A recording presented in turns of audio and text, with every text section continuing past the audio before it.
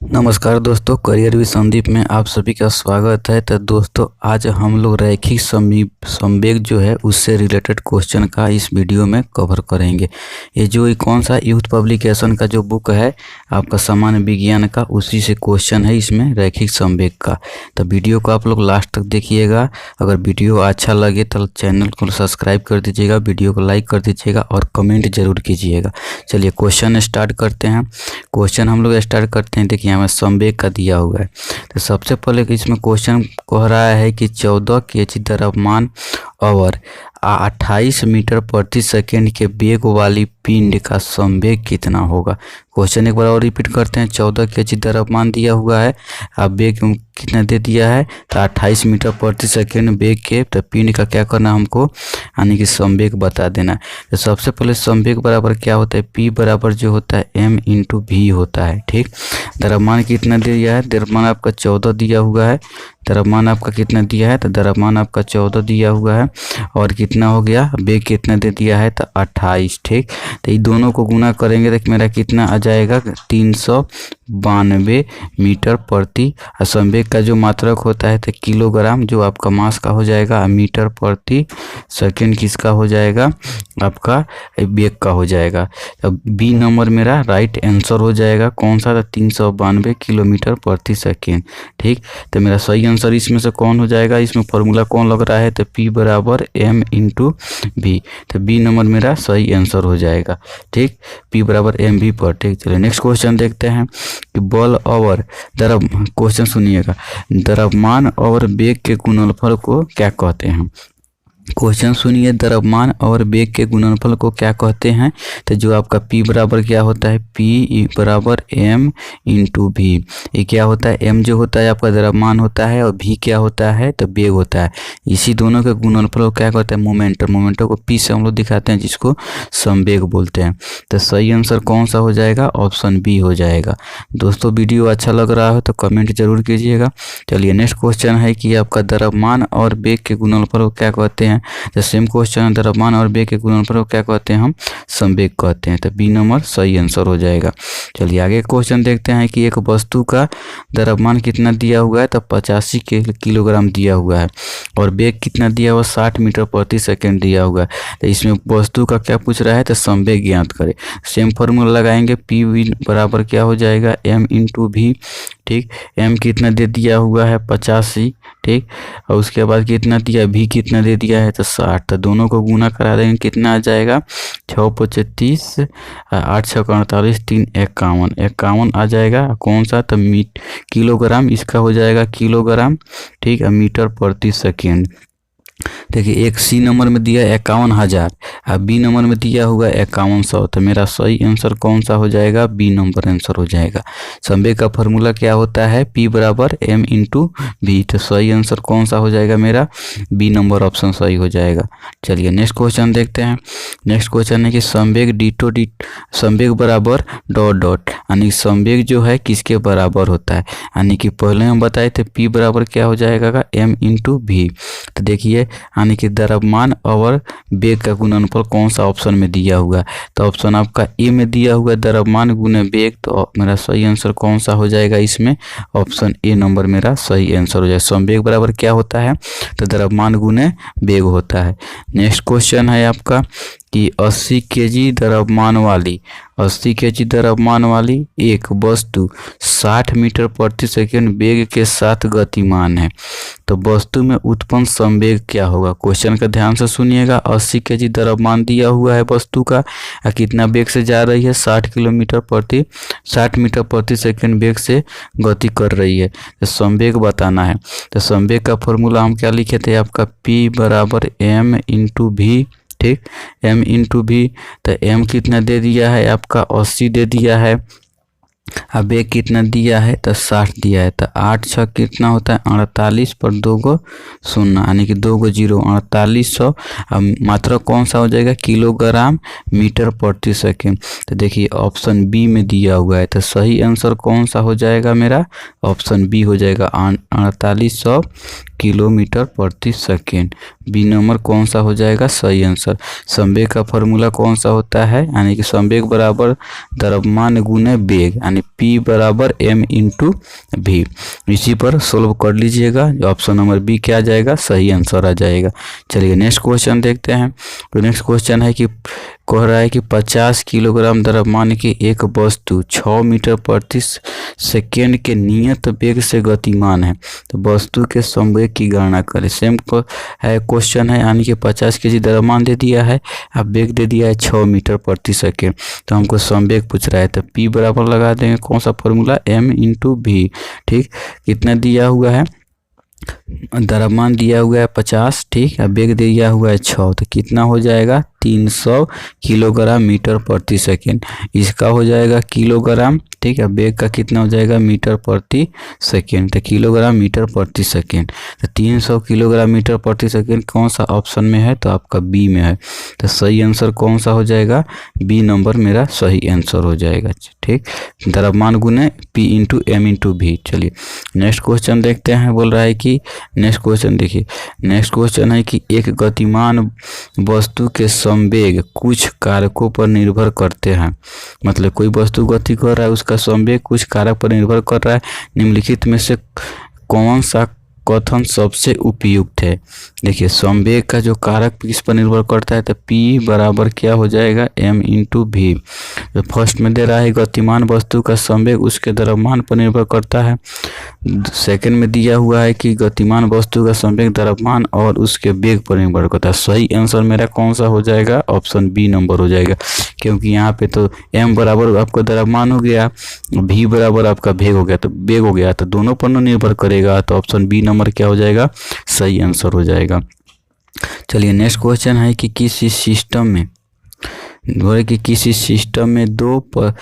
किसी सिस्टम में जब दो अप्रत्यास्थ पिंडों के बीच टक्कर होती है तो उसमें क्या होता है। देखिए कोई भी आपका टक्कर जब होगा ना, तो उसमें क्या हो जाएगा, संवेग जो होता है हमेशा स्थिर रहता है, संवेग का जो मान होता है चेंज नहीं होता है। तो देखिए एक में दे रहा है कि उनका संवेग गतिज ऊर्जा दोनों परिवर्तित होता है, नहीं, संवेग स्थिर रहता है, गतिज ऊर्जा में चेंज आता है। बीन में है कि गतिज ऊर्जा परिवर्तित होती है परंतु संवेग संरक्षित रहता है। यही मेरा आंसर सही हो जाएगा, क्योंकि किसी भी प्रकार का टक्कर होगा तो उसमें गतिज ऊर्जा में चेंजिंग आएगी, संवेग जो होगा हमेशा स्थिर रहेगा। तब इस क्वेश्चन के अकॉर्डिंग इसका आंसर बी नंबर हो जाएगा। जो टक्कर हो रहा है, ठीक, उसमें संवेग क्या होगा, हमेशा संरक्षित रहेगा, तो ऑप्शन बी नंबर इसका सही आंसर हो जाएगा। चलिए नेक्स्ट क्वेश्चन है कि 20 मीटर प्रति सेकंड के वेग से गति कर रहे 50 केजी द्रव्यमान वाले एक पिंड का संवेग क्या होगा। सेम क्वेश्चन है, P बराबर क्या लगा देंगे, m इंटू भी। ठीक, m इंटू भी, तो द्रव्यमान कितना दिया हुआ है 50, अब वेग है 20, तो कितना हो जाएगा आपका 1000 किलोग्राम मीटर प्रति सेकेंड हो जाएगा। जो ऑप्शन नंबर आपका डी में दिया हुआ है 1000, तो ऑप्शन मेरा सही आंसर कौन सा हो जाएगा, डी नंबर हो जाएगा ऑप्शन। ठीक, संवेग का फॉर्मूला क्या हो जाएगा, द्रव्यमान गुने वेग। चलिए नेक्स्ट क्वेश्चन देखते हैं। नेक्स्ट क्वेश्चन क्या कह रहा है, नेक्स्ट क्वेश्चन है कि यदि किसी गतिमान पिंड की चाल दोगुनी कर दी जाए तो क्या होगा। बोल रहा है कि एक गतिमान जो पिंड है उसकी चाल को दोगुनी कर दे, यानी वेग को दोगुनी करते हैं। यहाँ से फॉर्मूला P बराबर क्या आ जाएगा, m इंटू भी। काइनेटिक एनर्जी बराबर क्या होता है, गतिज ऊर्जा बराबर 1/2 mv²। तो देखिए अगर यहाँ संवेग में v को हम दोगुना कर रहे हैं तो मेरा क्या हो जाएगा, संवेग भी दोगुना हो जाएगा। तो संवेग दोगुना हो जाएगा, गतिज ऊर्जा तो स्क्वायर के रूप में, तो क्या हो जाएगा 4 गुनी। तो गतिज ऊर्जा 4 गुनी और संवेग कितना हो जाएगा, दोगुना। तो देखिए ऑप्शन नंबर 1 में है कि इसकी स्थिति ऊर्जा दोगुनी, स्थिति ऊर्जा तो कोई बात नहीं है, इसका त्वरण दोगुना हो जाएगा, इसका संवेग दोगुना हो जाएगा। ऑप्शन सी कौन सा हो जाएगा, सही आंसर हो जाएगा। यानी कि गति कर रही वस्तु को चाल को दोगुनी करेंगे तो मेरा संवेग क्या हो जाएगा, दोगुना हो जाएगा और गतिज ऊर्जा 4 गुनी हो जाएगी। तो यहाँ काइनेटिक एनर्जी का भी, गतिज ऊर्जा का भी हम कॉन्सेप्ट आपको दे दिए हैं। चलिए नेक्स्ट क्वेश्चन देखते हैं। किसी वस्तु का संवेग डॉट डॉट पर निर्भर करता है। तो संवेग किस पर निर्भर करेगा, P बराबर क्या हो जाएगा m इंटू वी, यानी कि द्रव्यमान और वेग दोनों पर। जो ऑप्शन नंबर आपका सी में दिया हुआ है, सही आंसर कौन सा हो जाएगा, ऑप्शन सी हो जाएगा, दोनों पर निर्भर करता है। तो नेक्स्ट क्वेश्चन देखते हैं, रैखिक संवेग डॉट डॉट के बराबर होता है। तो आपका रैखिक संवेग या संवेग क्या चीज़ के बराबर होता है, द्रव्यमान इंटू वेग के बराबर होता है। तो ऑप्शन कौन सा हो जाएगा, ऑप्शन मेरा बी नंबर हो जाएगा। दोस्तों वीडियो अच्छा लग रहा है तो चैनल को लाइक कीजिए, सब्सक्राइब कीजिए और तो अपने दोस्तों के पास शेयर कीजिए। और अच्छा लग रहा है तो अपना क्या बोलते हैं विचार कमेंट में दीजिए, यानी कि कमेंट कीजिए। चलिए नेक्स्ट क्वेश्चन देखते हैं कि 20 ग्राम के द्रव्यमान वाली एक वस्तु का उसकी 10 जूल गतिज ऊर्जा के साथ संवेग क्या होगा। देखिए 10 जूल गतिज ऊर्जा यानी काइनेटिक एनर्जी कितना दे दिया है, 10, इसका होता है 1/2 m इंटू क्या हो जाएगा v स्क्वायर। तो यहाँ से हम v निकाल लेंगे, यानी कि द्रव्यमान तो ग्राम में दिया है तो इसको हम चेंज करेंगे। तो यहाँ से हम चेंज करेंगे तो कितना मेरा आ जाएगा, यहाँ द्रव्यमान की जगह पर क्या लिख देते हैं, इसके जगह पर यानी कि 200/1000। द्रव्यमान कितना आ जाएगा, 0.2 आ जाएगा। ठीक, यहाँ से भी निकालेंगे तो क्या हो जाएगा, यानी कि 10। तो भी मेरा यहाँ से कितना आ जा रहा है, तो भी मेरा यहाँ से मेरा कितना आ जाएगा, 10 आ जाएगा। ठीक, सॉल्व कर लीजिएगा काइनेटिक एनर्जी बराबर यानी कि 1/2 mv स्क्वायर लगा के। ठीक, ये इसको जो 200 ग्राम है इसको किलोग्राम में चेंज कर लीजिएगा। तो मेरा भी आ गया कितना, 10। उसके बाद हम निकालते हैं संवेग, p बराबर m इंटू वी पर। m का कितना हो जाएगा, 0.2, इसको किलोग्राम में चेंज किया, उसके बाद 10। तो कितना आ जाएगा, 2 किलोग्राम मीटर प्रति सेकेंड। तो ऑप्शन एक मेरा क्या हो जाएगा, सही आंसर हो जाएगा। ठीक, देखिए इसमें कौन कौन सा फॉर्मूला, सबसे पहले इसमें क्या करना है, 200 ग्राम को हम केजी में बदलेंगे, यानी कि 200 को क्या करेंगे, 200 को 1000 से भाग देंगे तो मेरा केजी में ही आ जाएगा। दूसरा उसके बाद क्या करेंगे, काइनेटिक एनर्जी का फॉर्मूला लगाएंगे, 1/2 m इंटू वी का स्क्वायर। उसके बाद यानी कि संवेग वाला फॉर्मूला लगा के हम निकाल लेंगे। ठीक, इतना काम करना है। उसके बाद कौन सा आ जाएगा, ऑप्शन 1 नंबर का आपका सही आंसर आ जाएगा। चलिए नेक्स्ट क्वेश्चन देखते हैं, यदि संवेग P और वेग भी दिया हुआ है तो द्रव्यमान ज्ञात कीजिए। तो P बराबर क्या होता है आपका m इंटू वी, यानी कि दम क्या बोल निकालने के लिए द्रव्यमान, यानी कि m निकाल रहा है तो यानी कि क्या हो जाएगा, P/v हो जाएगा। देखिए कौन सा ऑप्शन में आपका P/v दिया हुआ है, ऑप्शन बी में आपका P/v दिया हुआ है। तो राइट आंसर कौन सा हो जाएगा, बी नंबर हो जाएगा। चलिए नेक्स्ट क्वेश्चन देखते हैं, यदि वेग को दोगुना कर दिया जाए तो क्या हो जाएगा। सेम कंडीशन यानी काइनेटिक एनर्जी बराबर क्या हो जाएगा, 1/2 mv स्क्वायर। यहाँ वेग करेंगे तो गतिज ऊर्जा कितना हो जाएगी, 4 गुनी। P बराबर क्या होता है, m इंटू वी, यानी कि यहाँ वेग को दोगुना करेंगे तो संवेग दोगुना।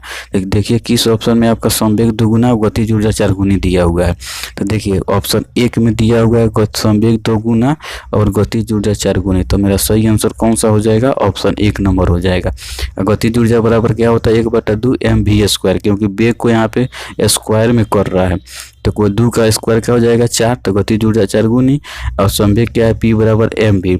वेग को यहाँ दोगुना करेंगे तो संवेग भी दोगुना। सही आंसर कौन सा हो जाएगा, ऑप्शन ए नंबर हो जाएगा।